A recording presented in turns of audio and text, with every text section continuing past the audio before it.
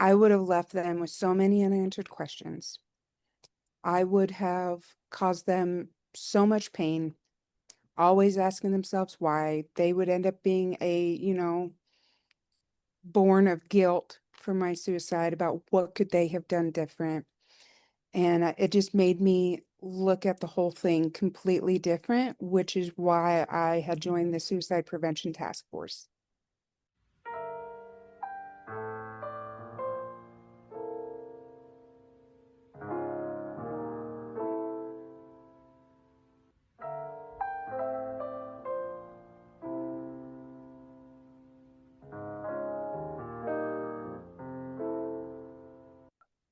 Welcome to the Stay Free Forever podcast. This is Clifford Fuel, your host. Today, I have a very special guest to talk about a very special topic. Last year, in late November, a couple of dozen survivors of suicide loss marched 1.5 miles under hazy skies from the casino in Riverton, Wyoming, to the county fairgrounds in order to make public that which is often shrouded in secrecy and shame. Instead of hiding, these folks carried big, bold signs offering advice and solace to anyone who would heed them. You are not alone. Let go of the why and reach out. The occasion was National Survivors of Suicide Day. And when they reached the fairgrounds, they broke for lunch and listened to today's podcast guest deliver an impassioned testimonial about how suicide had reshaped her life and how healing comes through community, memory, and hope. When you lose someone you love to suicide, she said, life doesn't change, it shifts.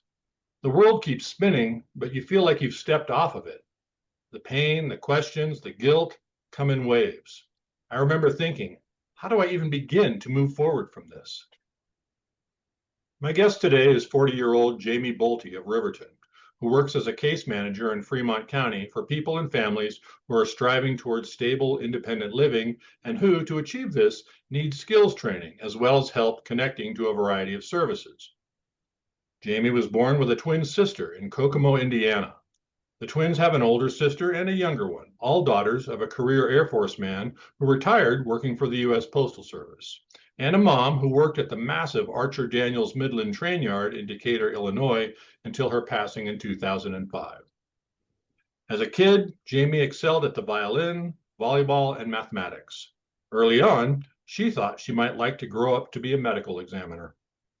I met Jamie in her role as a member of the Fremont County Prevention Task Force, which is a wide-ranging committee that seeks to apply grant money and local volunteers towards some of the most vexing problems a community can face, including gambling, drunk driving, and suicide. Today, with an abundance of hope and positive energy, we are going to talk about suicide. Welcome to the Stay Free Forever podcast, Jamie Bolte. Thank you. I'm excited to be here. Well, it's a generous thing that you're doing. And my burning question to begin with is, do you still play the violin? Not so much anymore. I do still have it. It sits in my closet. I pull it out every now and then when I'm able, but I just haven't gotten around to it with little kids and going back to school for my degree. I just hasn't been at the top of my list. Sure, sure. And what kind of violin did you play? Orchestra. Okay, so classical? Yep, classical. I did get to learn The Devil Went Down to Georgia. When Wow. my now passed Uncle Tom had a band, they learned how to play The Devil Went Down to Georgia. So I actually learned on the violin so I could play the violin parts. You jammed with Uncle Tom? I did. My Uncle Tom, Wow. he was known for his double-headed guitar. Wow. That is cool. And what about volleyball? When's the last time you spiked a volleyball? Actually, it's been a few years. I did the women's volleyball league here in Riverton a few years back. Before that, I helped teach my oldest daughter how to play, and volleyball just fell off. I'm 41 now and just not in my physical condition I was back then. It happens. It does. I can attest. What was your signature talent on the volleyball court? I'm actually ambidextrous, so I was able to spike both right and left-handed. Ooh, I bet you they didn't see that coming. They did not. And it was great. My senior year, they ended up making me a middle, which came in very handy since I could switch sides. Awesome. Very nice. Huh. Well, the situation in which we met is you sitting on a committee, and I'm guessing it's not the only committee you sit on. It is not. I'm currently on the Suicide Prevention Task Force, which is how we met. And I'm also part of the DUI Task Force. Which is also kind of how we met. Yes, Yeah. So, what's the which one did you join first, suicide prevention. and why? It holds a place in my heart. I've actually been a survivor on both sides of that. So I would like to help others in the same situation that I had found myself in many years ago and as far recently as last year. And I just want to help those through a very tough time when they have so many unanswered questions. Yeah, which is really great. I'd like to talk about last year. What happened? So last year, I unfortunately had a friend who decided that his only way out was, of course, suicide. He had been in a depression for about a year and a half. Close circle of friends. We all knew he was there. We all tried to, support him any way that we could. Unfortunately, he did take his life. We all saw it coming. There was a text sent out.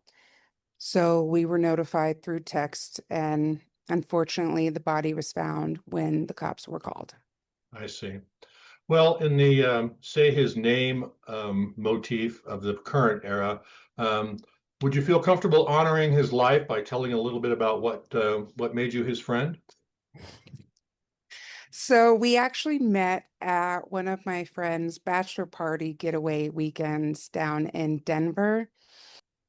I actually would prefer not to say names. Okay. Just when I say the names, it brings it all right back to the surface, and I'll probably lose my composure quite a bit. Mm-hmm. Um, but I called him my sarcasm buddy. He was All my right. sarcastic buddy. We were able to be sarcastic with one another. That's just how we dealt with being in uncomfortable situations. We met at the bachelorette weekend. I was the sober person, kind of herding 13 inebriated feral cats through the bars that we stopped at. Yeah. Got everybody back to the house safe and sound. He was there, kept me sane while I was dealing with all the lovely ladies I was there with. And we just had this instant connection of we could be sarcastic. We could so-called be a form of ourselves that we were comfortable enough with each other Mm-hmm. that I'm not so comfortable being around other friends because they do tend to take my sarcasm to heart because Uh, I can be a brutally honest person. I'm the type to tell everybody what they need to hear, not what they want to hear. And sometimes it can be hard for someone to hear that, but eventually they're like, hey, you were right. I apologize. And I just let them go through the motions and get to that conclusion on their own. what sort of work did this fellow do, and how old was he? So he was a residential advisor. He was about 30. He was a residential advisor for our local Job Corps. Uh, Mm-hmm. He was very well loved and liked. He worked so hard, always offered overtime so that he would cover people that were off. He was able to spend more time with the students. And I believe he made a huge impact with the students that he was able to work with. Mm-hmm. And you said that you saw it coming, and when in his term decision to take his own life, what was your first clue? Being in Wyoming, we're an open carry state. And when he first off bought a weapon that I he had always said he didn't like and then gifted the weapon to his brother and then also started giving away personal belongings. But before that, we'd all seen it coming because he had voiced that that's how he was feeling, that's what he was wanting to do. And for over a year, we all had talked to him and we surrounded him with the love and support as much as anybody could get. But I believe that there was that disconnect, and in the end, he did what he did. Hmm.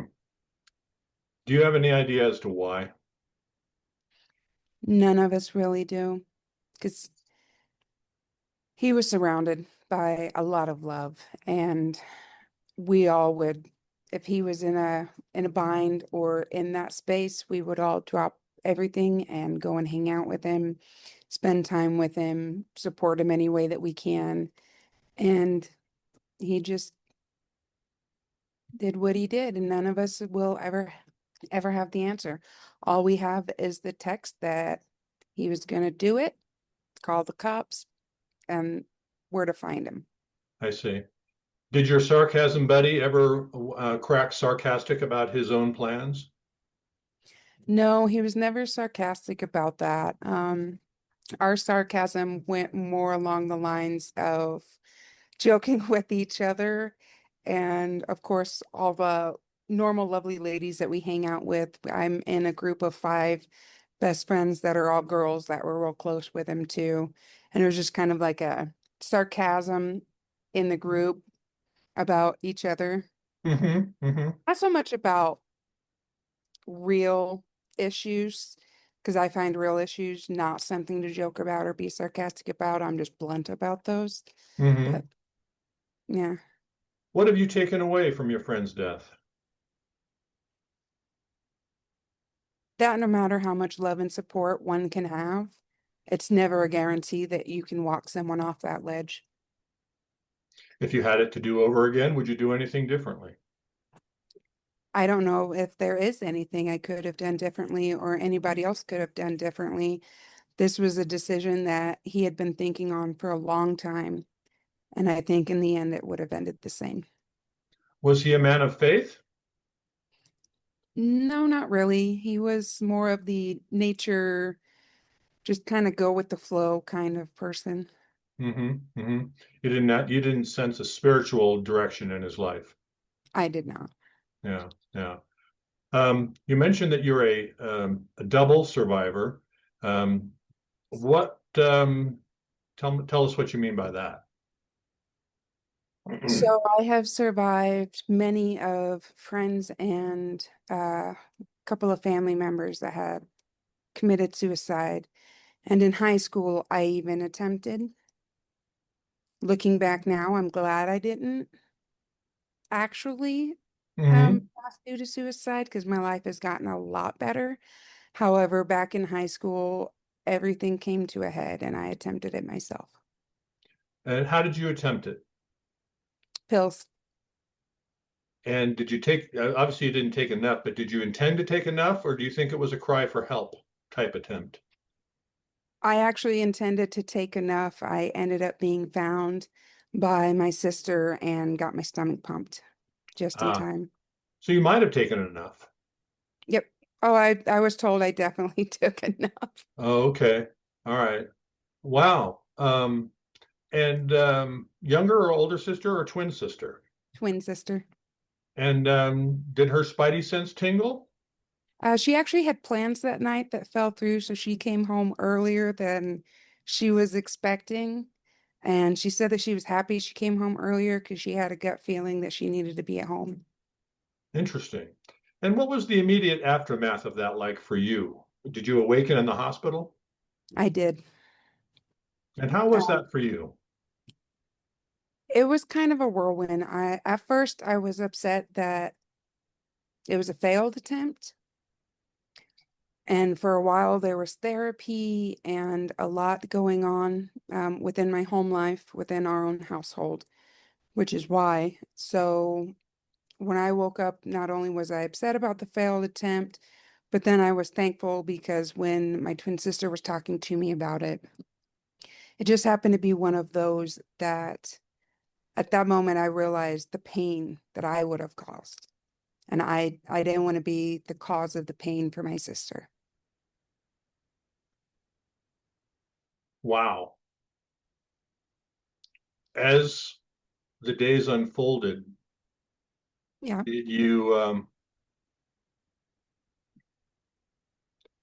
Did you continue to come to terms with your attempt?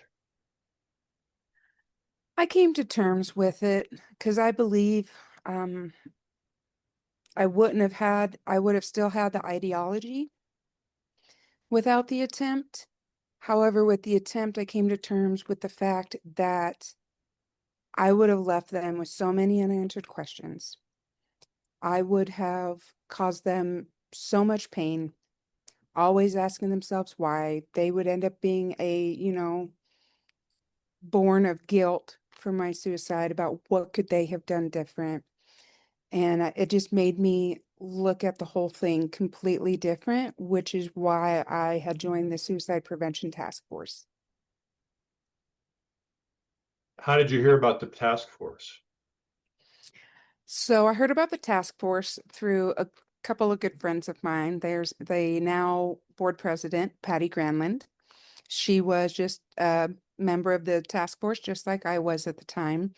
And then Mr. Alma Law. And then I showed up to the fairgrounds during the county fair because they needed people to help at the table and spread suicide prevention awareness. So Mhm. I had joined there, and that's where I'd met Tana. And from there, I just help in any way I can. Wow. Um, did they know at the time that you were a survivor of a suicide attempt? They did not. No one knew at the time until they were talking about testimonials.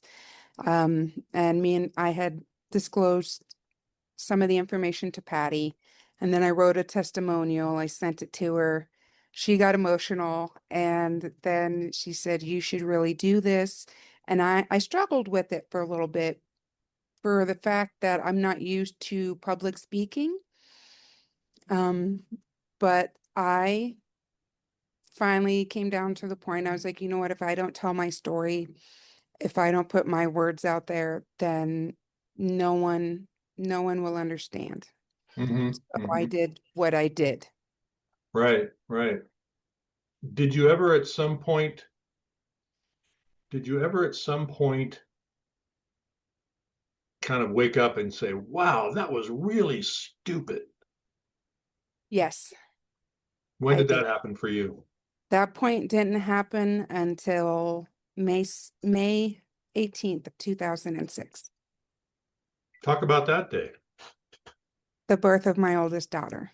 Ah, It's the only reason I remember the date. yeah, yeah. So you flashed back I and did. thought, wow, this miracle would not be happening. Absolutely. Well, growing up, I was actually told I couldn't have kids. Now I have three beautiful children. And so when I was pregnant with her, I thought she was a miracle baby. So when she Yeah. was born, my eyes opened and my entire world changed. Uh-huh. Do you talk about this with your kids?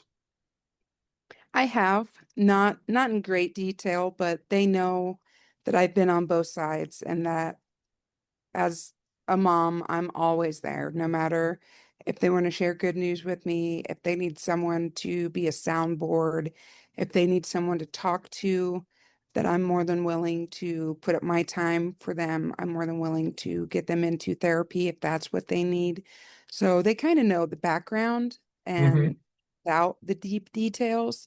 The only one that they have deep details about would be one of my family members, my uncle, unfortunately, because they were we were here and it happened in Illinois, but they were there when I got the call and was discussing it on the phone with family members. So that one they got the details on. In your work on the task force, have you come to understand suicide any better? Things like, does it run in families? Questions like that that people have?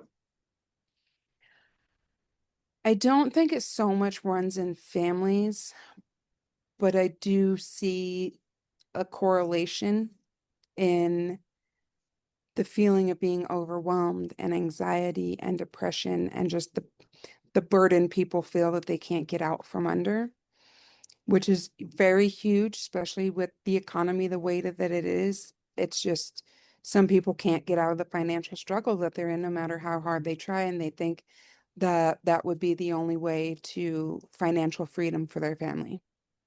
I see. I see. As you encounter people, people joke about it in society. It's a touchy subject. As you encounter people and in the work you do on the committee and in your service to our country and the armed forces, do you have a particular message that you share that? Not really a message, but if it's known and I can see the signs, I really do, without reaching out in a public forum, I do get a hold of them, whether it be via Facebook message or text message or phone.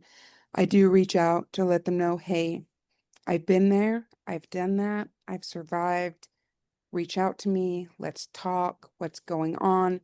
Because with my current career as the case manager with Project Independence, I do a lot of life coaching and I help find resources and ways out of whatever's making them feel that way. But I do reach out in quiet because for most people, I find that they don't want to talk about it. They don't want it brought to attention in public. And that's definitely a conversation that they would rather have one-on-one. Sure, sure. In preparation for this conversation, I attended a 90-minute Prosper seminar just earlier this week, where a really talented pair of experts, whose names I will make sure to make involved into this podcast somehow, but they're escaping me now because I've only met them once. But they had a real process for dealing with people who indicate through their behavior or their words or their attitudes that they're off. And the main takeaway I got from this conversation was always ask, how are you doing? I Yep. noticed a shift. How are you feeling? And then, if you sense that they're giving you the truth, like I'm feeling really crappy or whatever, then take the next step and say, are you thinking about killing yourself? Or are you thinking about suicide? And it's a really uncomfortable question to ask. But as you say, in a one-on-one setting, and if you're coming at it from the right point of view, a compassionate point of view, they say it's one of the most useful questions you can ask because to avoid it is to leave the person spinning in their own little cycle of thought. Does that Oh, resonate with you? absolutely. Absolutely. So I'm really good at reading body language and facial expressions, and I've kind of honed it over the years. So the people that I hang out with normally, or that I even see on occasion, like once a month, I'll get with them, and whether it be for coffee or dinner or lunch, something like that. And usually their body language will let me know when, and I always ask, hey, how are you doing? How's everything going? And if they say, I'm fine, which we're all are used to that response, I'm fine. I actually stay quiet slightly longer because I know they're going to go into what's been going on. And depending on the words they use, how they shift their body, how if they're making eye contact or not, that's when I tend to dig a little deeper. Wow, you've just uncovered one of the great tools in conversation that is really underrated and undiscovered for a lot of people, and that's the tool of silence. Um, when you ask a question Really and odd for a woman to understand silence. well, for a lot of people, it's just the when pressed to fill a vacuum of silence, um, people will often spill the true story. If the questioner gets nervous about the silence and then seeks to ease that tension by filling it themselves, they often give the other person permission to go back into their dome of silence, and you may never hear what was really on their mind. So I commend you for that, and I know as an interviewer, as a journalist over the years, that was always taught, even in junior college or community college journalism school, the value of asking a question and then learning to zip it. Yes. That's actually a psychological fact. If you ask a question and they give you a short answer, if you hold the silence, they're likely to talk more and indulge more and let more information free flowly. Sure. Yeah, exactly. There are great resources out there for people who are in pain and who may not be aware that there are so many resources out there. Do any come to mind for you for people in Fremont County, in Wyoming, in the world at large? The main one that comes to mind, which is probably with everybody, would be the suicide hotline. That would be a really good source of information. 988. Yep, 988. I do, however, also feel that there are local resources such as, counseling and therapy, trying to get in without months long waiting is where the suicide hotline would come in handy until they're able to get in. Right. And I was surprised in learning about the suicide hotline in this Prosper session that I attended. Oftentimes, therapists will dial it up during a session and say, look, here's what happens when you call this number. And the people on the other end do not mind when you do that. It's not like they want you to tie up the line frivolously, but sometimes people need to be shown, look at, you're not going to get some bored, part-timer on the line saying, what do you want? What's wrong now? That sort of thing. It's they're professionals, they're highly trained, and they really do want you to understand these are numbers you can actually dial, and you're going to get a real human being on the other end who's going to listen. Yeah, there's a lot of people who do think that when they call that hotline, it's just going to be an automated system. And having the real person and the connection on that other end is really helpful. And I can see how calling to show them how it works and show that there's a real person on the other end of that line is beneficial. And I think it should be utilized more. Mhm. And how they're not going to immediately trace your line and send an ambulance to your house, because that's Absolutely. not that's not their mission. No. Right. Um, and then there were some keys about talking to people who are feeling suicidal. Um, how oftentimes the person trying to console them will attempt to minimize their situation. Oh, you don't have it that bad. Oh, look at all the positive things. Look at your handsome husband. Look at your beautiful wife. Look at your wonderful kids. Look at your great job or whatever. And they say that's the exact wrong thing to do. Why? Because to them, it's a huge, overwhelming burden that they're dealing with. And to minimize it, in my opinion, is just showing that you really aren't looking at it from their angle. You're not really caring about what they're going through. You're minimizing it to the point that you're like, oh, that's nothing. Well, to me, it might be nothing, but to them, it is a horrible thing that they're going through, and they don't see a way out from underneath that burden. So by minimizing it, you're telling them, well, if you can't handle this, how are you going to handle anything else? Right. And that's a defeating feeling. Yeah, yeah. The a really sharp question I thought made a lot of sense was if you weren't feeling this way, if you weren't having this pressure, what would you be doing with your time? So, in other words, you're orienting toward the future, toward if these things could be removed, this burden, this tremendous pain could be removed, what would you like to be doing? And and that triggers a whole endorphin trail into something positive. Does that make sense? Yes, it does.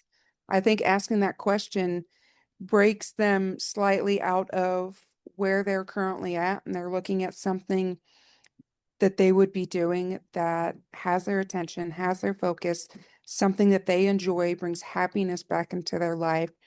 And then it kind of relieves them a little bit of that burden to let them see not everything is bad. You have to find the good in everything, which is something my friends say I'm really good at. Yeah, and we're blessed to have that, people with those skills that you have. Jamie, what haven't we talked about on this topic that you think is important, or that perhaps I should have asked? Something that you think people ought to know about this topic? This topic is not one size fits all. This topic is ever changing with every person and different personality and different circumstances within the life. You're never going to find a system where one way is going to work for everybody. And that's understandable. I think that being able to focus one-on-one, and especially if you know that person, and not really intimately, but close relation, best friend, somebody that you hang out with on multiple occasions, talking to them about it and feeling comfortable about talking about what's going on and talking about the topic of suicide is where I think we need to go. Because we're openly discussing nowadays about people going to therapy and talking to counselors and stuff like that, but no one's getting to the heart of the issue about the main reason for therapy, and that's the huge outpouring of suicide ideology. That just seems to be the one topic no one ever discusses. Sure, sure. And I gather that at nighttime, when people are alone, is often when they sink into their deepest depression, and where these thoughts really accelerate. So telling someone that, look, you can call me, and then remembering to keep your phone off mute overnight, um, just just in case while this person is going through this trial, you are available. So they really do feel that they have a place to be heard. But likewise, 988 is 24/7. Yes, it is. All through the night.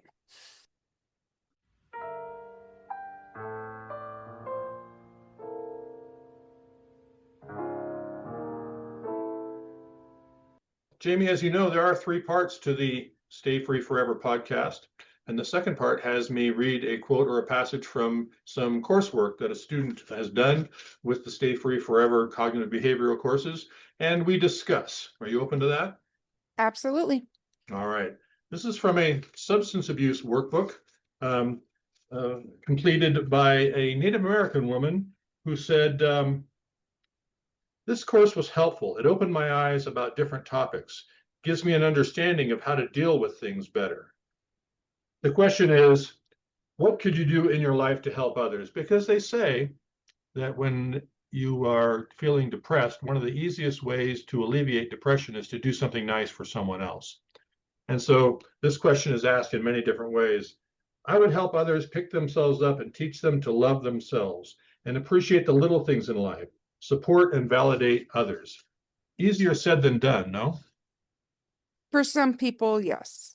For others, it just comes naturally. So for someone who's blessed with it coming naturally, what coaching would you have on how to support and uplift others? I think when it comes to supporting and uplifting others, the one-on-one coaching with them, I think it's finding something that holds their interest and getting them back within the community, surrounded by people who also have the same interest. Because I believe most of the time they're just feeling isolated. Because as we know, since COVID, I think isolation and lack of being social and socialization has taken a huge impact. So I think getting them back within the community around people who share the same love for hobbies and interests as they do would be a huge step. Very well said. Anything else on the topic of suicide, either suicide of a loved one or personal ideation of suicide that needs to be said? I think when it comes to personal suicide ideation, I was afraid to ask for help. I was afraid to reach out, and most people are. But what I want to get out, at least into my community, preferably further, is that it's okay to ask for help. It's okay to let someone in. It's okay to not be okay, which is something I said in my testimonial back in November. Because no matter what happens, your love has power, whether you see it or not. You have people that love you, people that respect you, people that want you around. And I think if you could just come to the terms of being okay to just talk to even the one person that you're the closest with, I think asking for help is necessary and needed. And it should not be a fear on anybody to ask for help. Well said.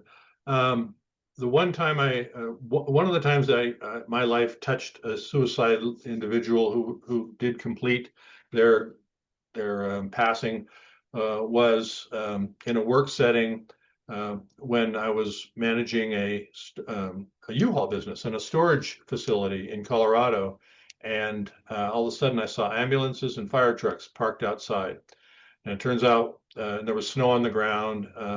Turns out that there was someone who had been renting a storage unit who drove his vehicle onto the lot and then shot himself.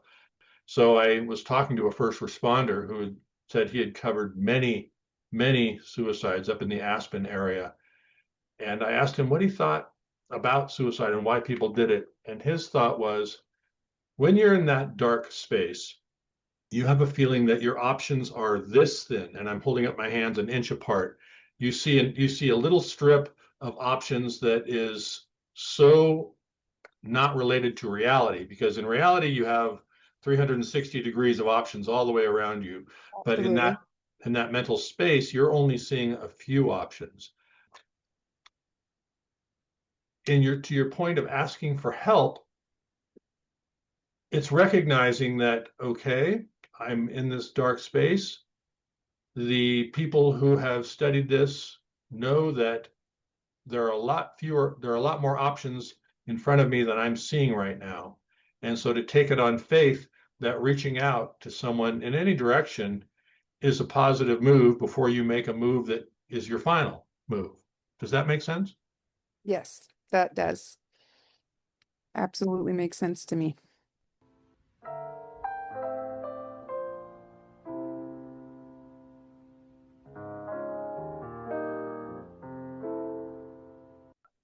Well, as you know, the third and final part of the Stay Free Forever podcast, Jamie, is for each of us to share a quote or passage or lyric or something that means something to us and discuss it. Who would you like to go first? You can have at it. All righty. I listened to a podcast by a man named Father Mike Schmitz on the Ascension app, and uh, it was about suicide. And he said, this is just a part of it. There's a French philosopher whose name is Albert Camus. He was an existentialist philosopher, and he said that out of all the philosophical questions out there, there is only one truly serious philosophical question, and that is, why not suicide? Because there are two ways of looking at the world. One is that if there is no God, there's no purpose to anything. It's all an accident. Therefore, life is meaningless, nothing matters.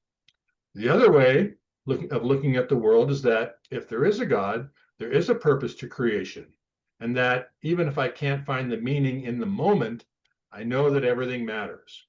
Two ways of looking at the world.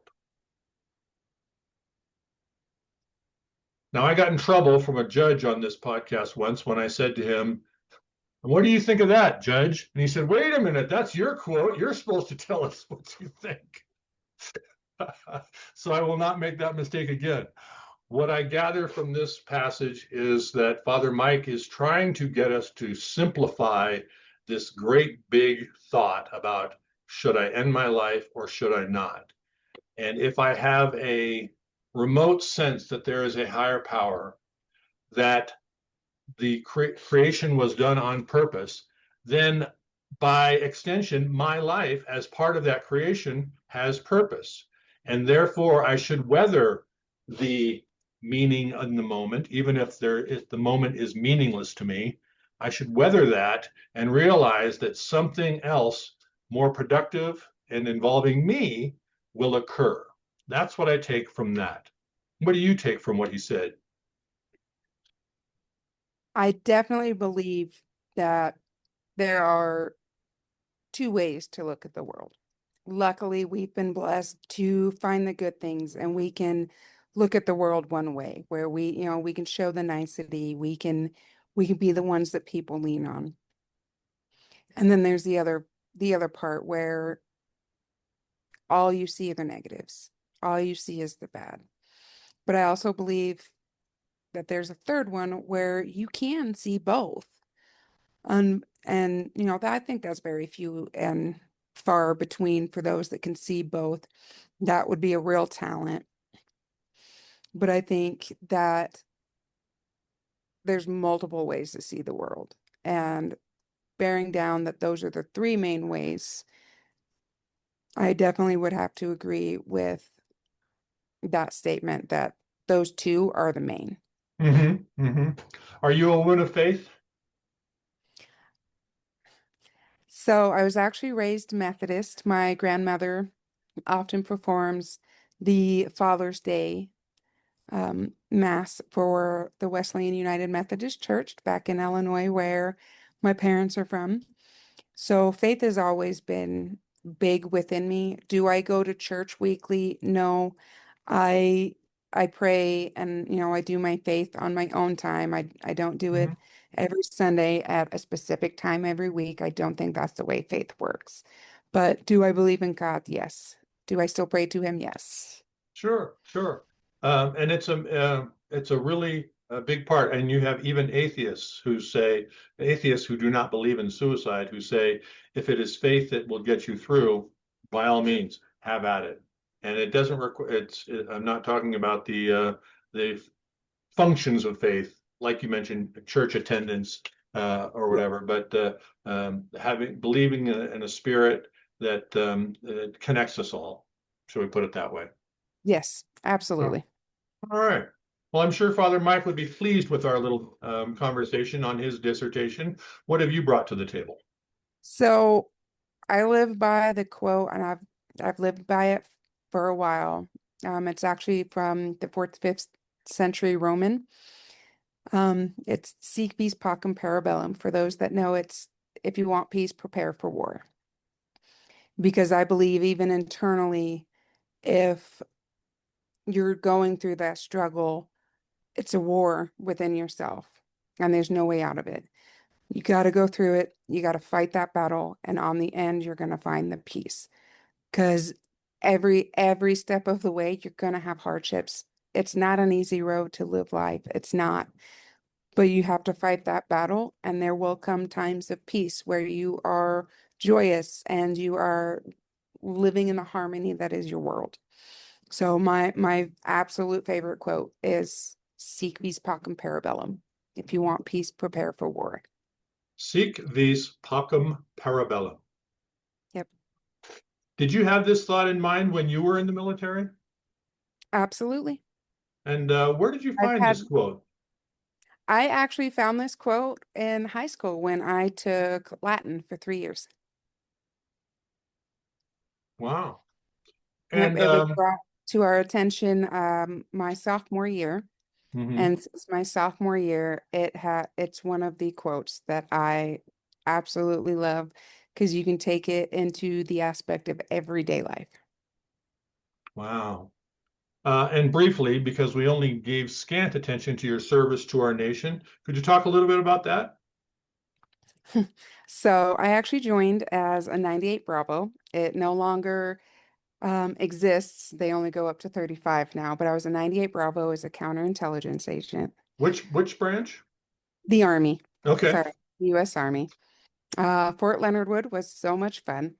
And then actually my ex-husband ended up joining and we ended up stationed at Fort Drum, New York, which is where we ended up separating and I found my current husband.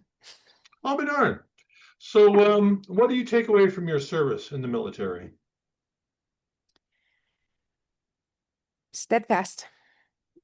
Attention to detail, being steadfast. I was good following orders then. However, now I tend to push back a little bit. My director will be the first one to tell you that. But I only push back when I see an issue with what's being said and what's being divulged. And I'm like, wait. No, we got to dive deeper because that's not the full story. Let's get to the bottom of it here.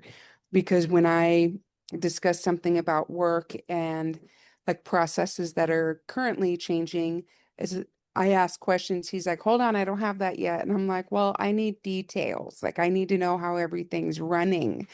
But he's usually not prepared for my questions because then he has to write them down so that the next time we're on a meeting, he can answer my questions because he hasn't worked it out yet. He probably hadn't even thought about it yet. But I'm really good about thinking short term, midterm, long term. Most people aren't. Sure, sure. And you raise an excellent point about life in the workplace, and that is you, as an employee, you not only have a right, but you have a responsibility to use your brain to manage upward if necessary.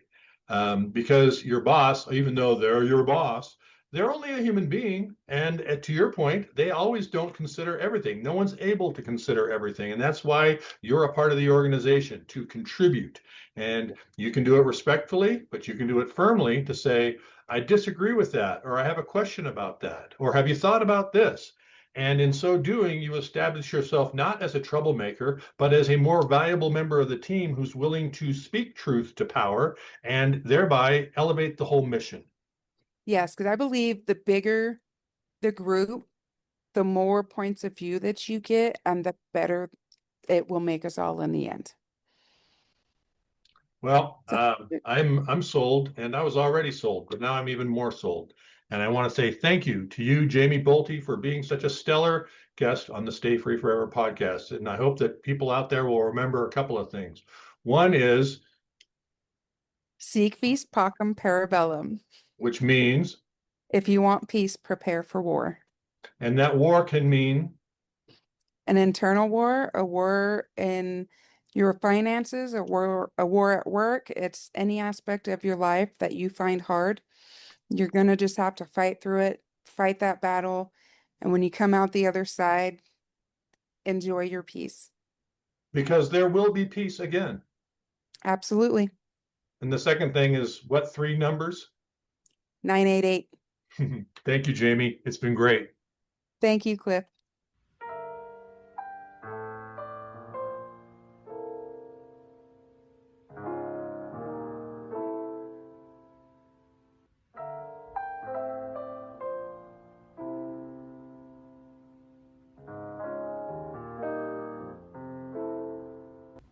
In Wyoming, William Miller, Director of Curriculum and Design for Intensive Community-Based Suicide Prevention, and Dr. Leslie Manson, a master trainer with Prosper Together, are spearheading a critical initiative to combat the state's high suicide rates.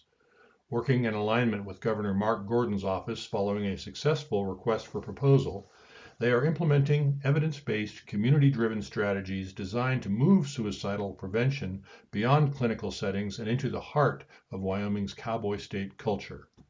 Miller's focus on strength-based education and quote-unquote little tools for everyday intervention, combined with Dr. Manson's expertise in integrating behavioral health into municipal responsibility, aims to empower local communities to thrive by fostering resilience and proactive support. More information may be gathered at www.prospertogether.net. The Stay Free Forever podcast is recorded and produced by Clifford Fuel, owner of Stay Free Forever, LLC, a Colorado and Wyoming company. Stay Free Forever provides adult and youth life skills courses via both e-learning and mailed workbooks, plus Zoom classes for any age group. Our theme music was composed and performed by James Benjamin Fuel. Editing and technical assistance are provided by Mary Tulin.